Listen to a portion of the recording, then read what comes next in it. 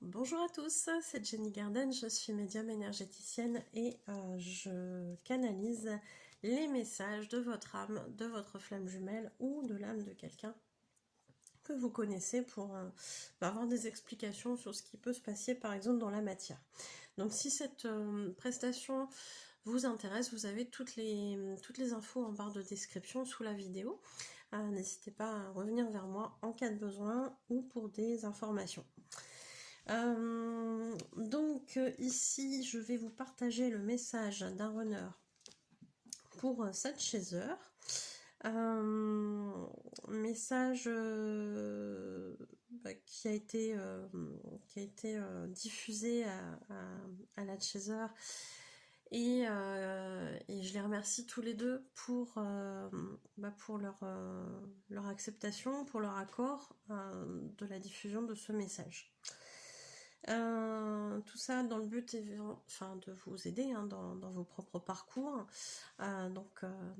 Si c'est le cas, n'hésitez pas à le faire savoir en commentaire. Alors ici, on a 4 questions. Et voici les réponses du runner. Voilà, aussi. Alors la première question, c'est: es-tu sorti du déni par rapport au lien d'amour qui nous relie? Voici la réponse de l'âme du runner. Je travaille en ce sens en ce moment. Je ne suis pas encore tout à fait conscient mentalement de notre lien, malgré le fait que je le ressente depuis toujours. Même avant de te rencontrer dans la matière, je savais que tu existais quelque part et que nous nous rencontrerons. Oui, c'est plus correct. Tu as été un tsunami pour moi et mes émotions, tu l'es encore d'ailleurs. Donc ici, on voit bien que le runner, lui aussi, sentait. Parfois, ça arrive que les chasers me disent « Ouais, mais j'en avais rêvé, je savais qu'il y avait quelqu'un, etc. » Là, on a la confirmation que ça peut arriver aussi chez certains runners qui savent déjà, avant de rencontrer leur flamme jumelle, qu'il y a quelqu'un qui leur est destiné, entre guillemets. C'est chouette, c'est bien d'avoir cette confirmation-là. Alors effectivement, au niveau du mental, il n'y a pas encore cette compréhension. Mais dans les ressentis, et c'est souvent comme ça qu'ils fonctionnent nos chers runners, c'est là, c'est présent. Donc oui, il y a des émotions qui sont fortes, puisqu'il parle de tsunami, et c'est toujours le cas, visiblement. Question 2. Pourquoi tu ne m'envoies plus de connexion énergétique au chakra du cœur depuis la mi-juin? Dernier ressenti très triste et douloureux à cet endroit. Voici la réponse du runner. Je suis actuellement en NNA, donc en nuit noire de l'âme. Je ne suis pas au mieux de ma forme. La source a coupé tes ressentis, ou plutôt a fait en sorte que tu ne ressentes pas mes énergies lourdes, car tu avances de plus en plus et il ne faudrait pas que ça te plombe pour le moment. L'un doit avancer vers toujours de plus hautes vibrations, pendant que l'autre sombre. C'est une histoire d'équilibre. Il a raison de réexpliquer ces choses-là, parce que je suis amenée à en parler de temps en temps dans les séances. Il y a des phases comme ça sur le parcours où il y a des moments effectivement où le chaser il va vivre des choses, le runner va vivre d'autres choses et ça peut amener des émotions très différentes qu'on va potentiellement ressentir via les vases communicants.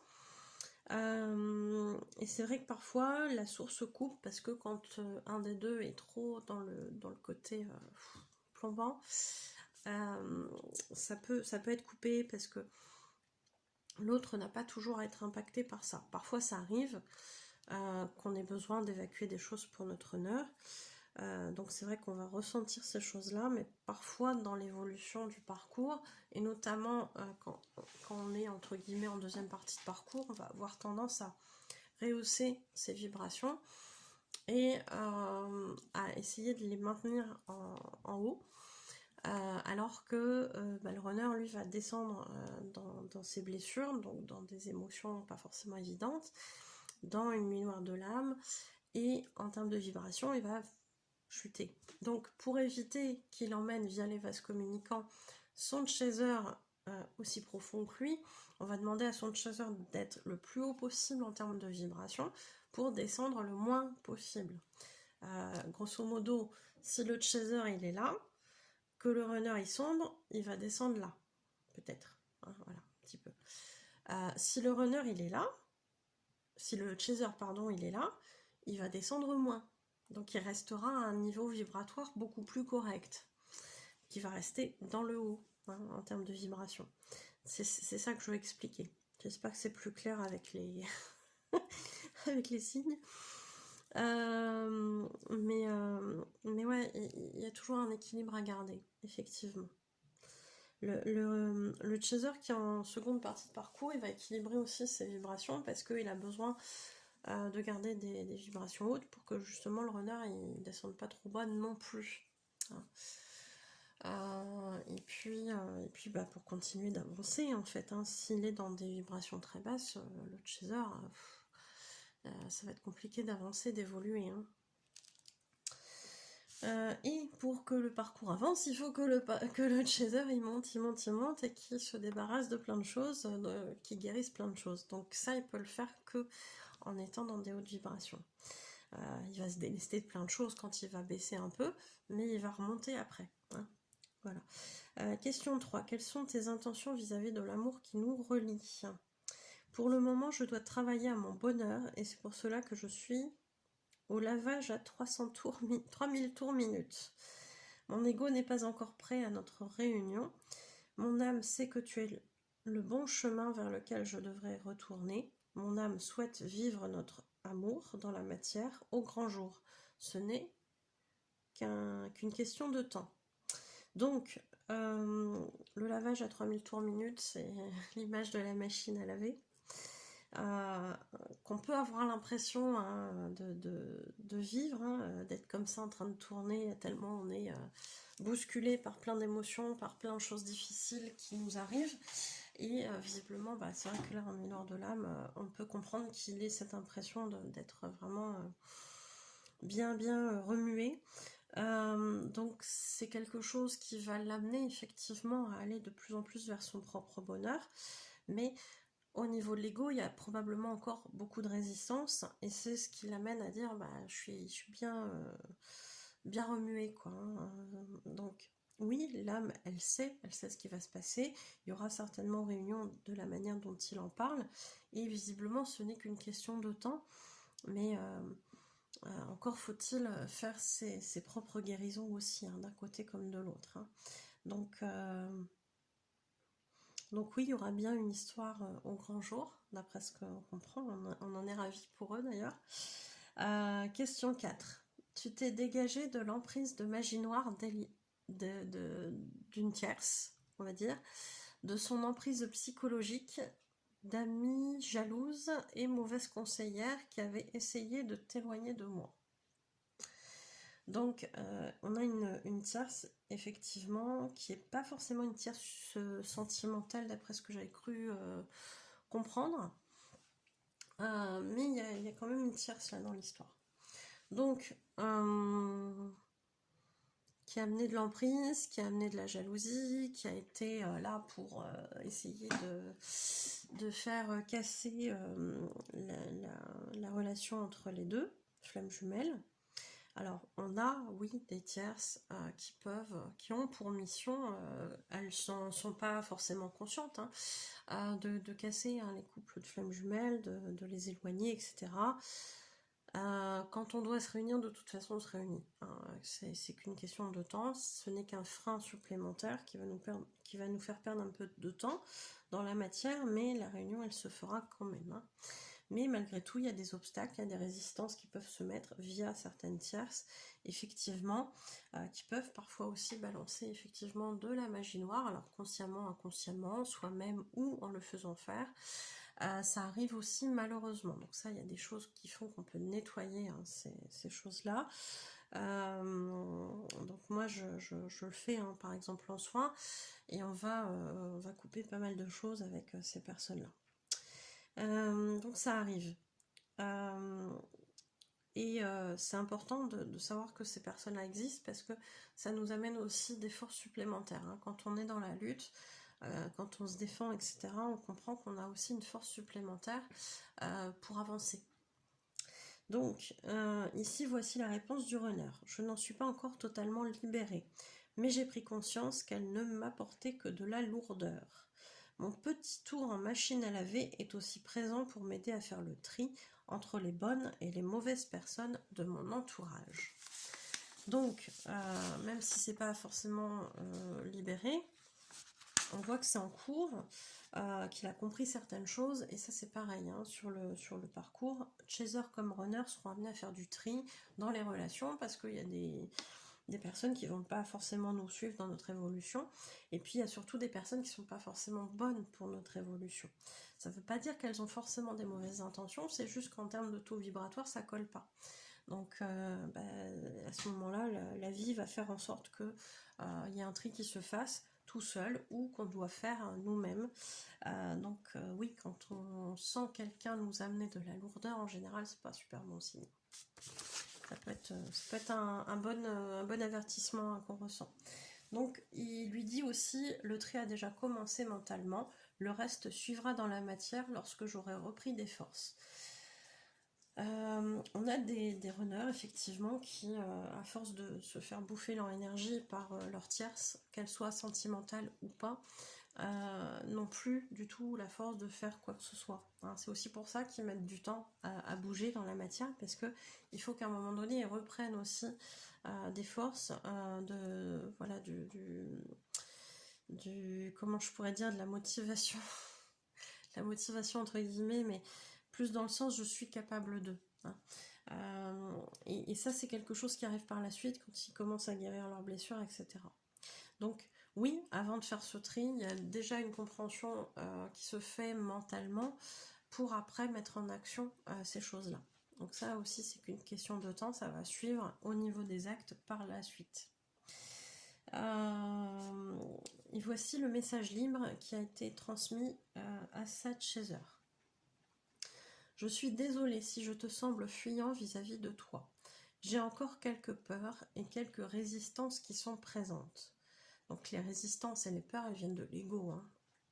Là, en ce moment, j'y suis bien confrontée à mes peurs. J'ai l'impression que toute ma vie s'écroule. Il est en NNA. Hein. D'un autre côté, c'est pas étonnant. Hein. Je perds tous mes repères intérieurs. J'essaie de m'afficher en faisant bonne figure auprès de ceux que je côtoie.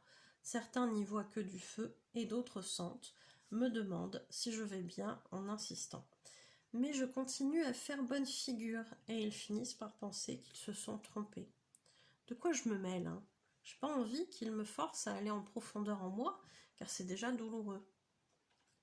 Je ne veux pas qu'ils en rajoutent. Je n'ai pas envie que tu me vois ainsi. Toi, tu saurais directement ce qu'il se passe et tu voudrais m'aider en masticotant. Je ne veux pas que tu perçoives ma vulnérabilité. C'est trop dur à imaginer. Je ne veux pas te décevoir. Tu as besoin de quelqu'un de fort à tes côtés, quelqu'un comme toi. Je t'admire, ne change rien et continue à te libérer car tu m'aides à avancer à mon tour. Merci infiniment, je t'aime. Donc là, on comprend les mécanismes. Hein. Il y a des peurs et des résistances qui sont encore présentes, qui finiront par partir au fur et à mesure des guérisons du runner, à condition bien évidemment qu'il travaille dessus. Hein. C'est toujours la même chose. Hein. Donc oui, il est en NNA, donc il est dans une période de vie qui est pas simple émotionnellement parlant, où il a des peurs et puis des résistances qui sont présentes. Il peut avoir l'impression que toute sa vie s'effondre, s'écroule, etc. Mais un runner est toujours un runner. C'est-à-dire que le runner, il ne veut pas montrer sa vulnérabilité, puisque, je vous le rappelle, quand il exprimait des émotions, qu'elles soient positives ou négatives, il a compris que ça gênait et donc qu'il était rejeté. Donc, qu'est-ce qu'on fait quand on est un runner qui va pas bien ? Ben, on fait croire qu'on va bien. Hein, c'est le fameux « je vais bien, tout va bien ». Non, ça va pas, mais je fais comme si. Parce que sinon, ça va être compliqué. Sinon, je risque de me faire rejeter, déjà d'une. Et puis en plus, j'aime pas qu'on me voit de manière vulnérable. Hein. Donc, c'est compliqué. Et effectivement, dans son entourage, il y a des personnes qui ne vont rien voir du tout. parce que ce sont des personnes qui sont pas forcément très attachées réellement aux relations qu'ils ont avec. Ça va être des relations superficielles. Et puis d'autres avec qui il aura un lien peut-être un peu plus fort, qui vont percevoir qu'il y a un truc qui va pas, mais forcément, non, non, ça va bien. Hein. Le renard, il est comme ça, il va dire non, non, ça va bien. Alors qu'en fait, ça va pas. Pourquoi il fait ça? Malgré le fait que les gens parfois l'asticotent, parce que c'est douloureux, parce que j'ai pas l'habitude en tant que runner d'aller voir à l'intérieur de moi, de me confronter à mes émotions qui sont difficiles, qui sont douloureuses, et que en ce sens, bah, si toi en tant qu'extérieur tu m'interroges en disant bah si je vois bien qu'il y a un truc qui va pas, t'es pas comme d'habitude, gna gna gna, ça va me forcer à aller à l'intérieur, chose que j'ai pas envie parce que j'ai pas envie de souffrir davantage. Donc je vais te dire que non, tout va bien. Et je vais insister là-dessus si tu insistes, pour me demander pourquoi ça va pas. Et tout ça, c'est vraiment dans un but de se protéger. Alors, c'est pas vraiment une protection, on sait bien que c'est juste mettre les trucs sous le tapis, et puis un beau jour ça va ressortir et ça va faire très très mal. Mais sur l'instant, l'illusion, c'est que ça fait moins souffrir. Bon, c'est humain. Donc effectivement, vis-à-vis en plus de cette chasseur, il n'a pas envie non plus que son chaser le perçoit comme ça, de manière vulnérable, etc. Ça sera encore plus difficile de voir un chaser qui voit cet aspect-là chez le runner que de se dire que c'est la voisine, le collègue qui le perçoit. Ça sera plus difficile d'afficher ce visage-là devant son chaser. Hein. L'enjeu émotionnel n'est pas le même. Donc oui, il y a besoin, et là il lui redit, hein, t'as besoin de quelqu'un de fort à tes côtés, moi là je le suis pas, quoi, donc ça va pas être possible, quoi. Mais effectivement, il y a cette notion de se libérer, d'avancer d'un côté comme de l'autre, et voilà, quoi. Donc, non, c'est un beau message. J'espère qu'il vous aura aidé, et puis je vous souhaite une belle journée, une belle soirée. N'hésitez pas à partager aussi dans les commentaires, et puis prenez soin de vous. À bientôt.